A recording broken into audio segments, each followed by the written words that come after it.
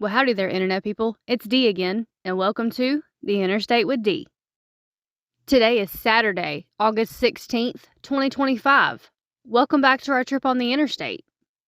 What we do here is present news from the state level that will end up having national importance later, or news that made it into the national news cycle but was overshadowed. Then we go over some questions from y'all. On this date, August 16th in 1989, a geomagnetic storm shut down the Toronto stock market after it affected microchips. Today is International Tell a Joke Day. So it's only fitting that y'all tell me some jokes in the comments, right?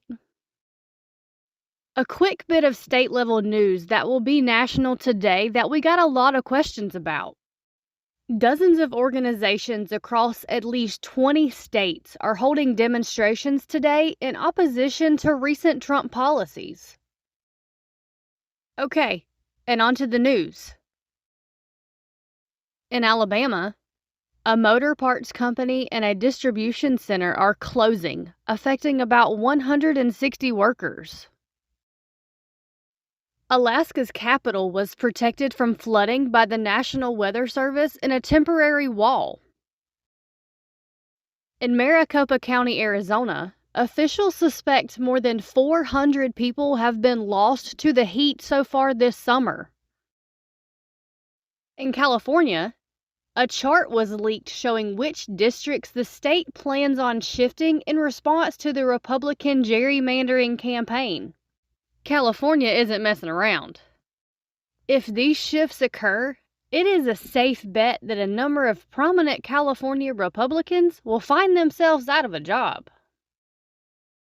In D.C., citizens are expressing their dissatisfaction with the National Guard deployment through demonstrations. In Georgia, the Atlanta Falcons quarterback Michael Penix, last name spelled Penix, was misidentified by a Georgia TV station. Yeah, they spelled it wrong. Illinois has banned AI therapy. Louisiana is suing Roblox, alleging it doesn't do enough to protect children. Elsewhere in Louisiana, a federal appeals court didn't jump at the chance to gut the Voting Rights Act. I know that sounds like it should be a given, but we weren't taking it for granted. Maryland is entering the redistricting battle, with the governor saying all options are on the table. Michigan may be heading to a government shutdown if legislators can't work out an agreement. In Minnesota, a man fishing in the Mississippi River who was using sonar found a car linked to a 1967 cold case file. In related news, many Americans found out that the Mississippi River extends to Minnesota. Southerners in particular seemed very surprised by the news. Mississippi is likely to lose 11 nursing homes after the passage of Trump's One Big Beautiful Bill.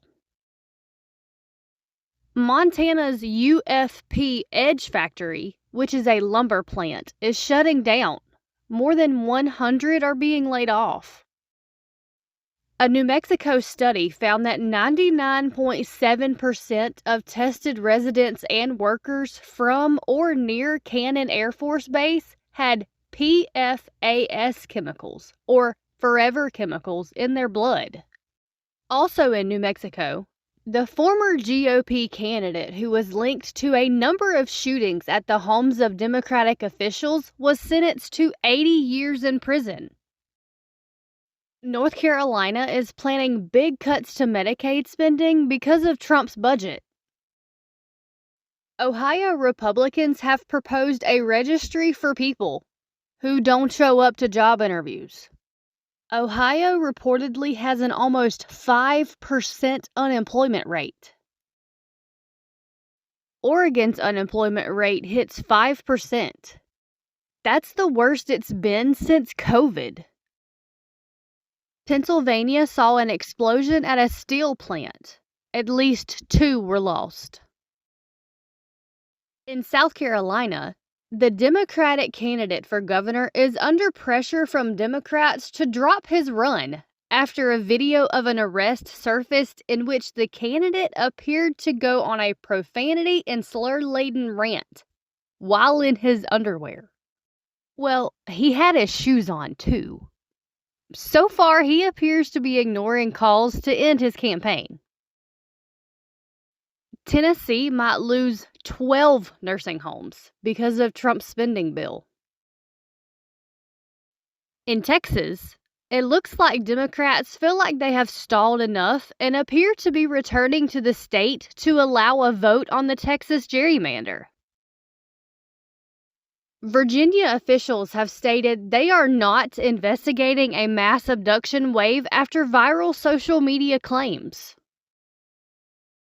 West Virginia is reportedly selling 4 state-owned long-term care facilities. Wisconsin saw widespread flooding. And here's your weird state fact for this week. Sometimes seismic activity causes the Mississippi River to flow backward. Okay, so moving on to the question and answer portion of the show. Question number 1. Have you heard anything about somebody playing face-off with people in Oklahoma and throwing them in the rivers? I can't find anything online. So, police have issued a statement on this now, so you probably already know. But in case you haven't seen it, the cops are saying there is no such serial event. And they have no investigations nor credible information about any crazed person going Leatherface on people. This is similar to Virginia. Question number 2 is not really a question, but a message that was sent in, and I'm including it because there is no way I would have picked up on this story without y'all. Story for D. 3 Wyoming newspaper executives have combined forces and finances to buy 8 Wyoming newspapers that were abruptly closed last week by News Media Corporation. Good news for Wyoming towns that would have been left with no newspaper coverage.